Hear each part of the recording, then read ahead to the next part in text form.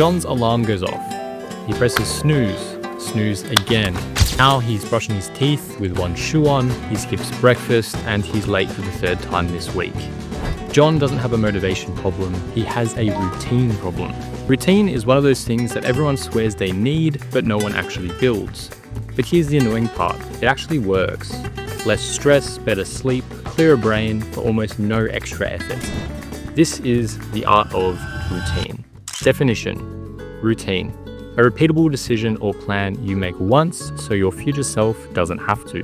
Not a color-coded schedule, not a specific personality trait, just a way to conserve your willpower and improve whilst doing so. Usage example. Remember's morning routines are rough because they lack good routines, not because they are unmotivated. Routines don't really have an origin. Instead, they just seem to pop up wherever failure was expensive. One early example was the medieval monasteries under the rule of Saint Benedict. Their days were split into prayer, manual labor, and quiet reading. Not for productivity, but for reliability. Faith doesn't survive on mood, so they removed mood from their situation. And he went to work on this idea. Centuries later, factories applied similar logic to improve output and productivity.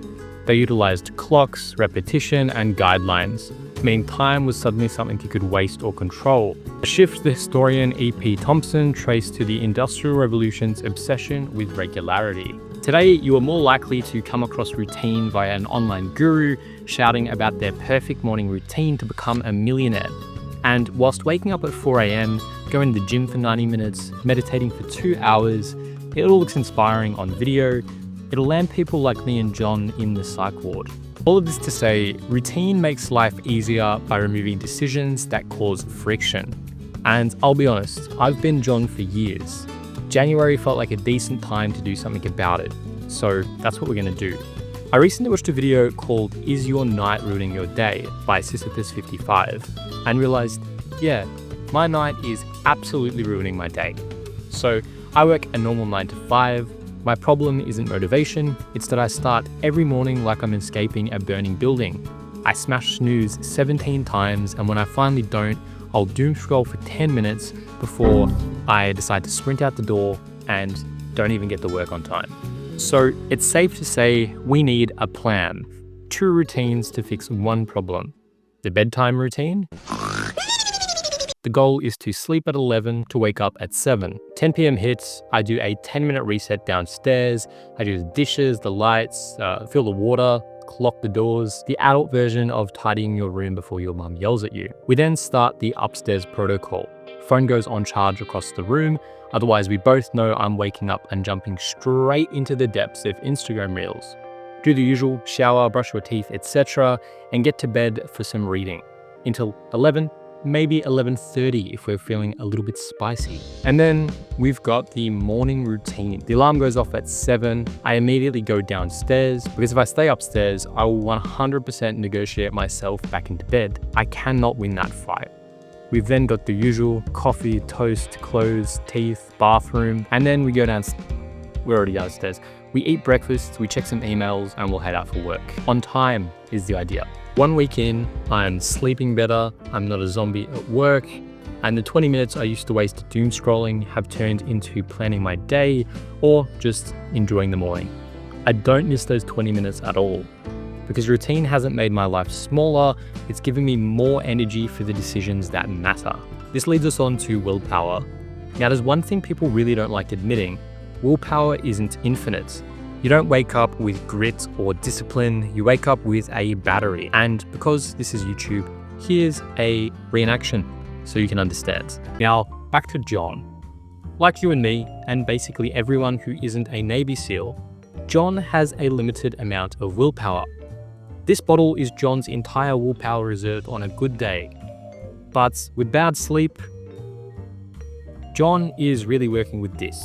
No routine means that John starts spending his willpower immediately, when he's getting out of bed, when he's pressing snooze again, or when he's choosing not to, sorry.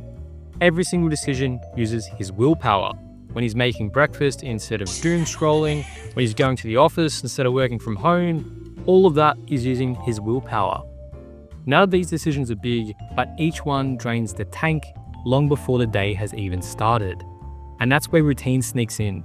It removes these decisions so you don't have to negotiate with yourself in the first place. Rather than leaving the house with this, you can leave the house with this, my BMO. A full amount of willpower in your tank. But that's not the only art of routine. Enter Perfect Days. Perfect Days is a movie about Hirayama, who lives a simple life, repetitive and intentional.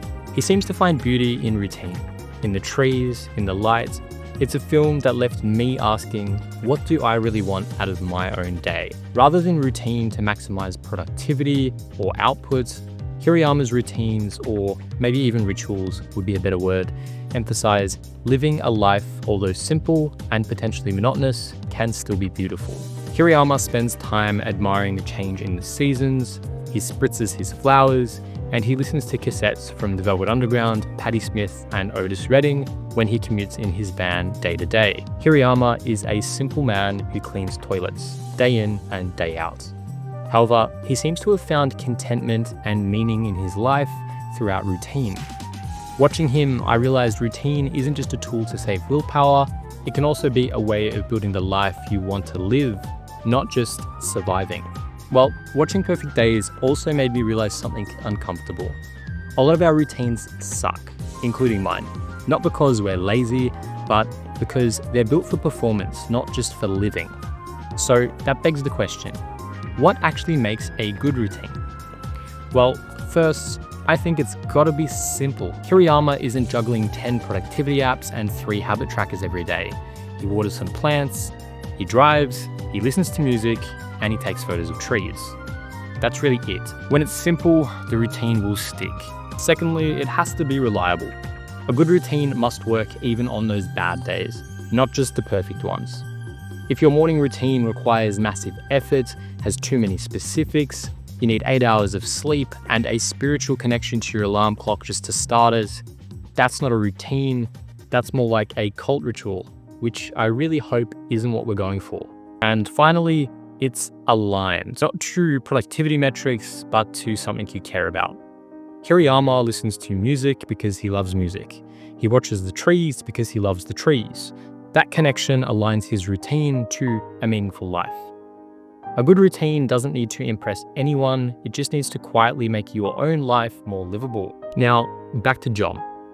By implementing routines, he's found more willpower for the stuff that actually matters. He's feeling more motivated and energetic to smash out the monotonous grind of his 9 to 5. But John isn't perfect now. He still snoozes his alarm on occasion, but not 5 times, maybe once. And John has had more days where he has been flowing rather than just fighting to simply get by. The difference isn't motivation, it's routine. John has been saving his willpower and it's been paying off. If you want to see the art of something new every second week, subscribe and maybe even start your own routine and let me know how it goes down below in the comments.